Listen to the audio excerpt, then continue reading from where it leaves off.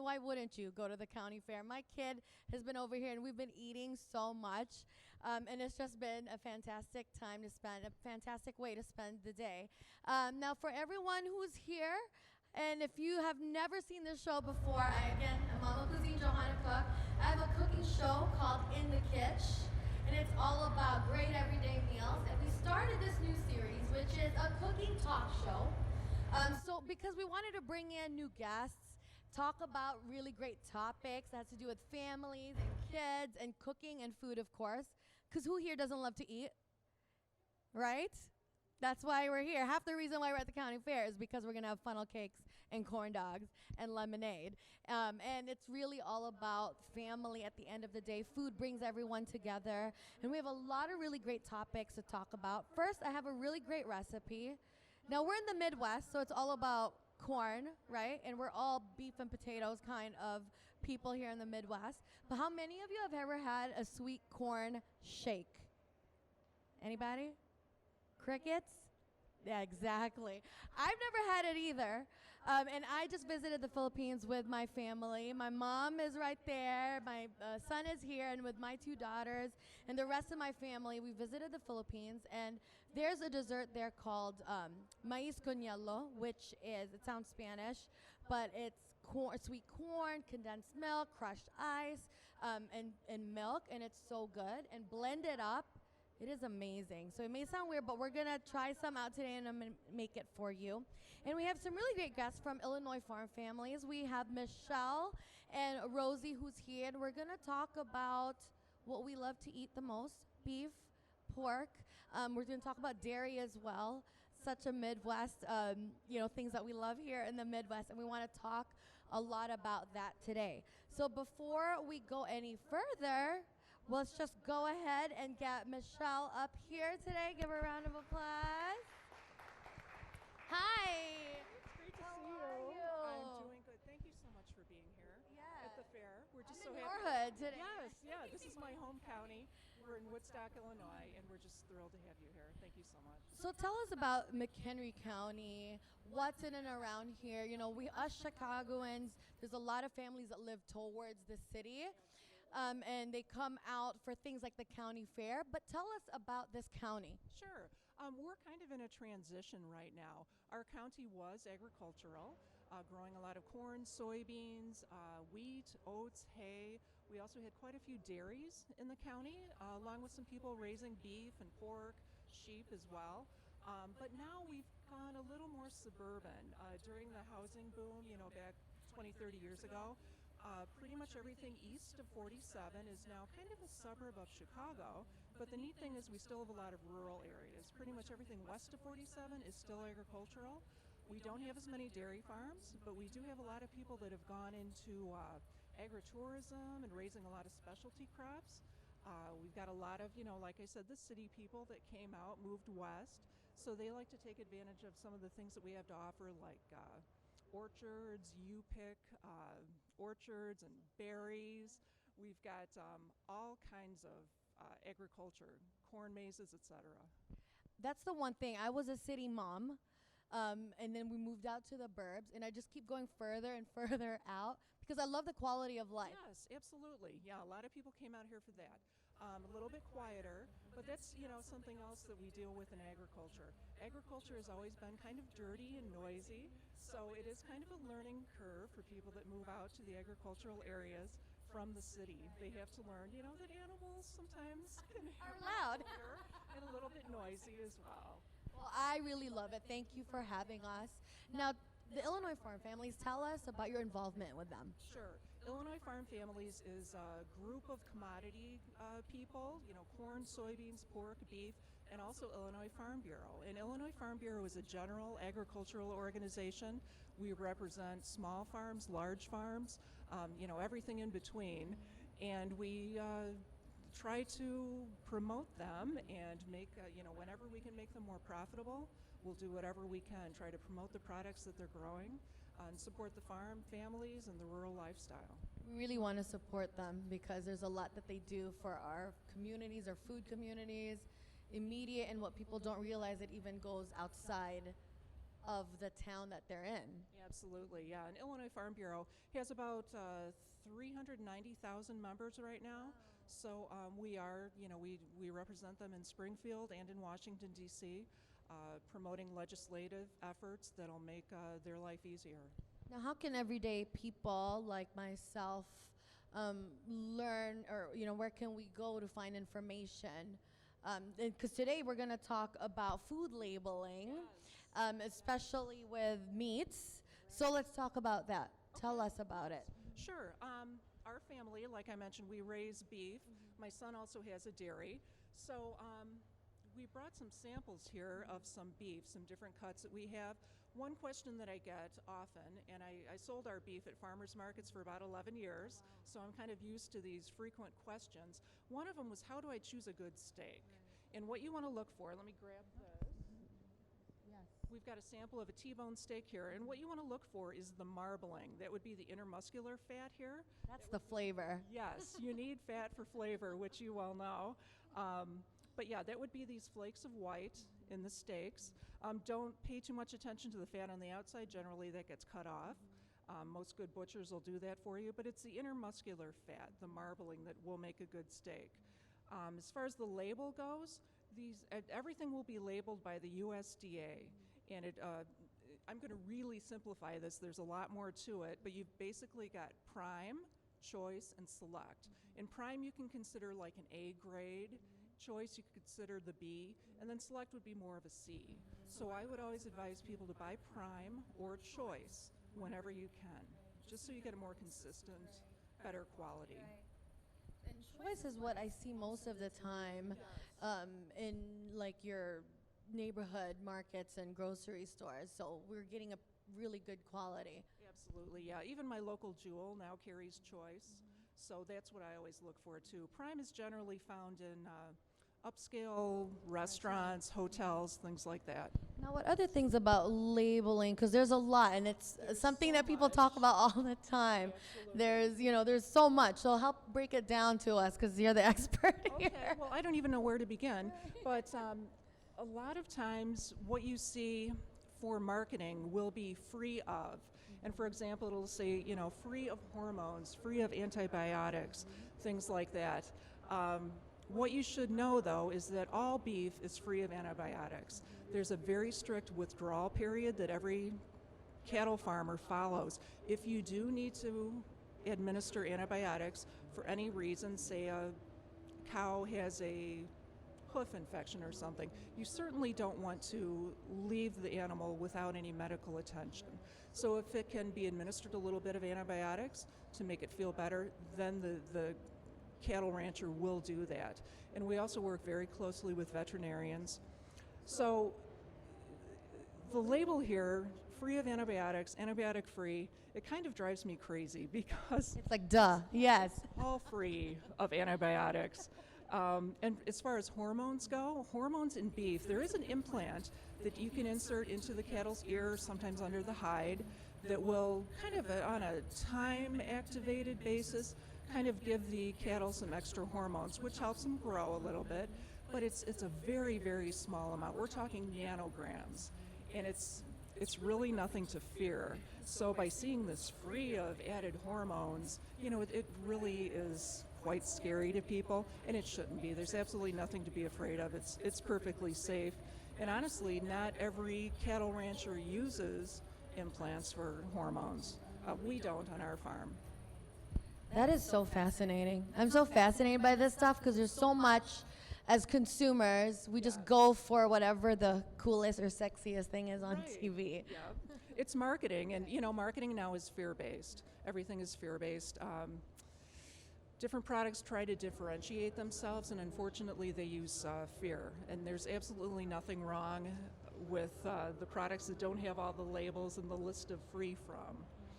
Well, now since you're an expert, I'm going to have Michelle stay with me throughout this broadcast today. It's kind of a ladies' day here today in the Kitch, which I love. Thank you for your tips. Where else could we find more tips like this and read up on it if we wanted to? Well, right behind us we have watchusgrow.org, and there you could find other resources. There are a ton of reputable resources out there. The Beef Association has a website, but I would suggest watchusgrow.org. Go there first. Very, very good. Thank you so much. Thank you. Let's introduce. You want to introduce our next guest? Sure. Rosie, come on up. Come on up, Rosie. Yay, Rosie. Yes. Hi. How are you? I'm good. I feel like I'm on The Price is Right. The Price is Right. Come on down. Now, Rosie, tell us about yourself, how you're connected with the Illinois farm families and all that good stuff. Sure. Well, Illinois Farm Families works with a lot of farmers throughout Illinois. That's who we represent, and so that's who we are.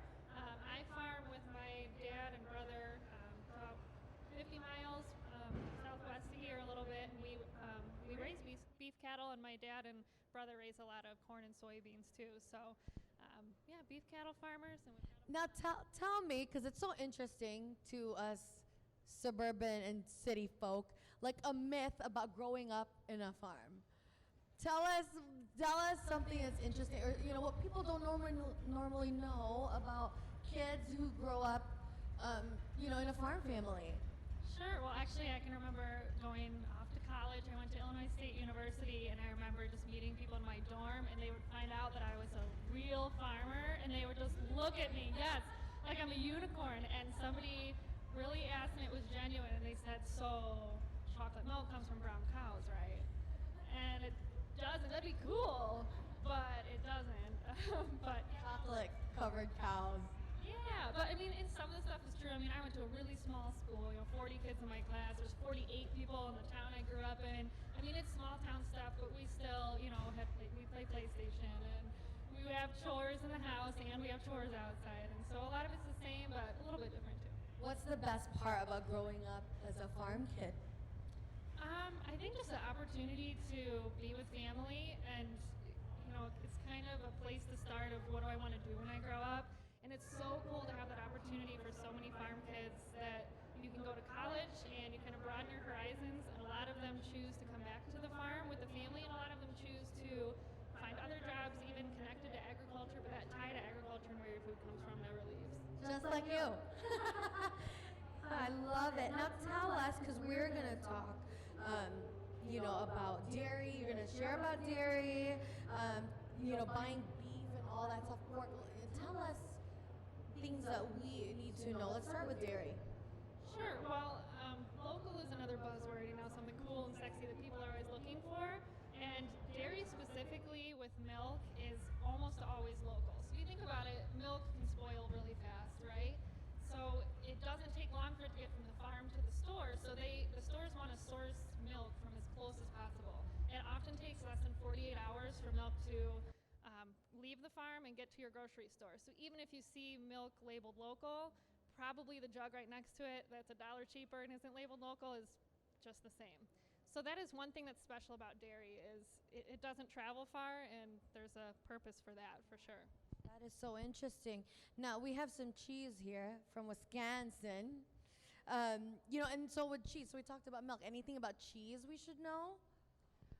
Cheese obviously gets further processed and then can travel a little further. We've had this one here today because this one says what you see a lot on some dairy products, made with cows not treated with RBST, which is that's a big one. right. So that's the hormone used in dairy production, and I know Michelle touched on that. But what's funny about that label is you'll always either see an asterisk or fine print right underneath it, and it always says no significant difference has been shown between milk derived from RBST treated with hormones or not. So they're saying right on the label, if you read the fine print, this really isn't affecting the product or the safety of what you're about to eat. But it is, of course, there for consumers to know. Consumer choice is important. And every dairy farm is the same, too. That farmer gets to make a choice of whether or not using hormones is right for their farm. So, I mean, we talked about labeling earlier, and in our great country, there's a lot of talk about consumers wanting things to be labeled so that they can choose. Do you think that's either one of you could answer, is that hurtful, or it's indifferent to farmers, or it's something good? What do you think? I would say I've never met a farmer that's against labeling anything. We're all proud of what we do and how we grow it. What we are afraid of is that, like Michelle said, the label is going to cause fear. So while we may be proud to grow a GMO product, what we're worried about is that somebody's not going to buy it because they're afraid of GMOs and there's nothing to fear. So we're just focused, especially through Illinois Farm Families, with education.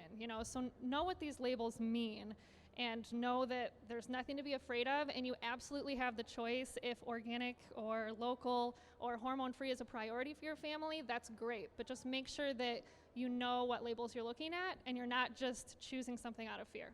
Right. Is there anything you want to add to that, Michelle? I would just say that most farmers are thrilled to be able to talk about what they do. We're about 1% of the population now, those of us who grow food, fuel, and fiber, and we love to talk about it. And I hope that people will ask.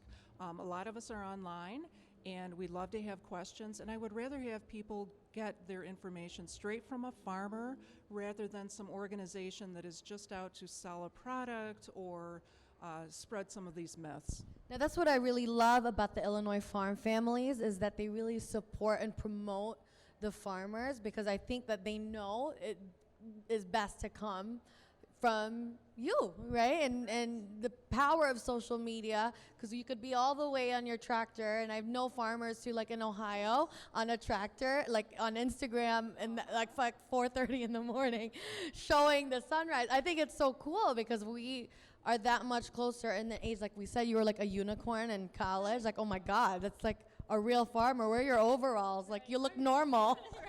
You look like a normal person. It just makes it more, it just gives us less of, it's harder, and it's a great way. Social media is so cool to be able to share those stories and coming straight from your mouths. And to me, it's very interesting, and I love the connections that I have, and that's why I love the Illinois Farm Families as well. I'm going to make a shake, but before that, we have some nice guests here today. Hi, everybody. How are you? Now, if anyone has any questions, feel free, but I'm going to make a shake. You girls want to help me? Sure. Okay, so I'm going to have you hold. Well, we're going to move over here. Okay. You just stay here with us. Yep, stay here. Yeah. We're just going to make it a group effort. You want to come help? Over here. Yep. Here, let's move our microphone. So I need someone to hold my mic. I'll hold it. So that I can. So this corn shake. Now, in the Philippines, a lot of the dairy is canned because there's not a lot of cows. But what's really cool is this corn shake is so delicious. It really comes from, I've actually never had it. I was born in the Philippines. I grew up there till I was 9 years old, but I've never had this sweet corn shake. And my son, who's right over here, the entire time we were there, that's all he ordered everywhere we went. So when I knew I was gonna come home and do the show, and I'm like, it's so perfect. We're in the Midwest, corn is everywhere. But I want you guys to tell me also more about corn, because when you just leave the city limits, all you see are cornfields. We lived right next to one. But if you could tell me and us, the viewers, a little bit more about some corn facts here in Illinois in the Midwest. Sure, absolutely. What we have here is sweet corn, and it's great this time of year. It's all fresh. We've got a lot of farms in this area that do grow sweet corn, but what you see most of out in the field, that would be field corn. It's also called number 2 yellow corn, and it's a harder shell. It's full of starch. That is really used a lot for animal feed. It's also used for ethanol production. And then there's a variety of other uses. Plastics are now made from corn, sweeteners, cereals. I mean, there's a ton of other uses for that field corn. Just pick the corn and start eating it. Exactly. Yeah, you would be in for a rude awakening. Yeah, chances are it's not sweet corn. Absolutely. Did you have anything to add, Rosie? Yeah, and I'm just touching on local again, actually. So like she said, most of the corn you see growing isn't the sweet corn here that we munch on. So a lot of times, where do you get your sweet corn today? At a farmer's market, grocery store? Yeah, sure. So you can buy it anywhere, and a lot of times it's easy to find local sweet corn this time of year because it's ripe and it's ready. But you can also buy sweet corn in December in Illinois, right? Which is kind of special if you think about it, because it's not ripe that time of year, so it gets canned. But just because it's a can in the grocery store doesn't mean it's not local. Actually, my neighbor grows sweet corn that gets canned for Del Monte. So even if you're buying big name brands, doesn't mean you're not supporting local farmers. So stuff from our farm goes straight in the can and the jug, just like everybody else. See, that's the really cool thing that I wish when we talk about labeling, that when big company, I think people, it's the whole fear thing. People get scared of big companies. And then I never even realized till you said it right now that they could be canned locally and it's in our shelves, but you're seeing that big, scary name. Now I wish there was a way to say, where, but I know that's a whole other topic, but it would be cool to see on the can that it's Illinois corn. But I'm gonna go ahead and make this shake because it's so super easy. So I'm gonna show you guys right now. Of course you need a blender, but we have to make sure it's plugged in. Oh yeah, plugging it in would be helpful. Plugging it in would be good. So let's plug this in. Perfect. And we're gonna get some ice. Very, very simple here. But what I'm gonna do is get the corn. So you can get the corn. Now I'm like preaching to the choir because you guys know how to handle your corn here. But you could grate it, right, to get that creamy texture out, and it's already sweet. This stuff is so good. Let's see here. Could you use canned sweet corn? You can use can, and it's easy, right? But let's see here. We have some evaporated milk, or you can use whole milk. And we're gonna add a little bit of condensed. So instead of sugar, it's more milky. Obviously super sweet, so good. We could have you guys taste it if you'd like. Let's see here. Now Momma Cuisine, it's all about great everyday meals, simple things that's in your pantry, easy to find, which I think why people love the site, the show, the recipes that I share, because a lot of it really is about that. At the end of the day, it's about spending time with your kids, with your family, with your friends, whipping up a really good, delicious meal very easily, and that's the beauty of Momma Cuisine. So we have here some ice.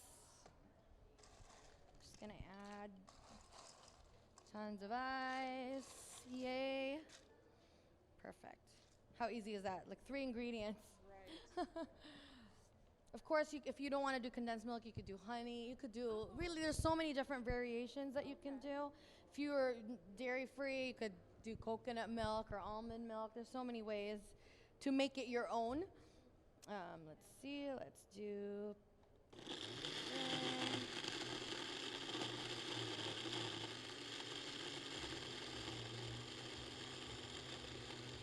Just until the ice is really blended through. Very yummy. I kind of want to add more corn. It looks like it needs more corn. So let's add a little bit more. It's a corn shake, so it has to be corny. Has to have corn in it. Let's just add that whole thing in there. A lot of times we see corn as savory here in the States, but there's so much. I've had corn ice cream, so good. Corn and cheese ice cream. Have you guys ever had that? Oh, it's so good. So you have to try it. Ice crush.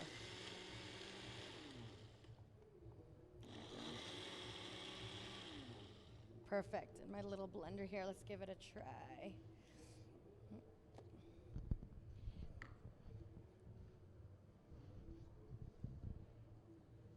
Let me try it so I don't kill you. Okay. What do you think? I want you girls to try this. Okay. Yeah, get a bendy straw. That's for you, Rosie. Here you are, Michelle. The moment of truth, my sweet corn shake. Let's see if they like it. Right? Is it weird or what? Is it kind of weird? It's weird, but I like it. Yeah, it's good. Like It's very covering my sweet. corn in butter, but it's not bad with the It's not roasted corn with butter, but it's good. It's creamy. I wanted to share it because it's just something that we really enjoyed recently to a trip to the Philippines. And there, corn is really used mostly as like in desserts, and not so much savory, just like avocados and all that stuff. Here in the States, we see it on toast and all these guacamole, but there it's used as in desserts, shakes, and ice cream. So it's just something that I wanted to share. Pretty good, right? If you guys wanted some, you can go ahead. We'll give you a little sample of what we have here. It's super delicious. So is there anything else that we want to talk about with the Illinois farm families? Anything that you want to share before we go? Yeah, we had all these products out here that, to show some of the labeling, and pork is something we hadn't touched on yet. So we have ham and bacon here because everybody likes bacon, right? And one thing that we saw when we were at the grocery store looking for these on almost every single pork package was the label that says no added hormones. We touched on this on beef and dairy because hormones are used sometimes in creating those products. One thing that's special about pork and poultry is that no hormones are ever used. It's illegal, they don't even exist. So that's a label that bothers me when I see it in the store because it's completely just used, again, to instill fear, and every single pork chop or piece of bacon that you buy in the store wasn't grown using hormones. So interesting. Mm-hmm. Anything else you want to add? Well, another one we could touch on is natural. The word natural has no strict definition at all. According to the USDA and the FDA, the people who set the definitions, the only natural definition is for meat products only. And all it means, it's real simple. It says minimally processed with no additives like dyes or food colorings. That's all it means. Right. It has absolutely nothing to do with the way it was raised. Right, absolutely. So that's, another one that kind of bothers me a little bit. Right. Yeah, I mean, if people basically know that their food came from a farm somewhere, and that's what we want people to know. There was a lot with, what I love to do is bringing my children to the farmers market. It's such an easy way to get to know the farmers that are around you, and plus it's such a fun way to spend the weekend with the kids, seeing all these crazy colored eggs, because they never see it in a typical grocery store. Like, the eggs are green, and there's asparagus that's purple, and there's corn that's all sorts of colors, and all kinds of, and it's just really a great way to spend the day. And I really want to encourage the viewers out there to check out farmers markets and the county fair, since we're here, because it's a really great way not to just get your produce, but it's just a fun way to get connected to your farmers and get to know them. And you come every week and you get to know their names, and you get really good specials. When they hook you up and they save the best stuff for you, and you get to know them. And it's just a really fun way to get and be part of your community. So cheers to the milkshakes. Thank you all for being here and tuning in.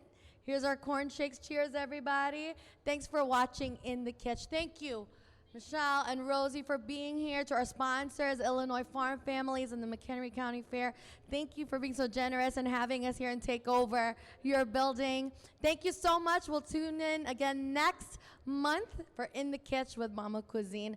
Thank you, and thank you for watching. Goodbye.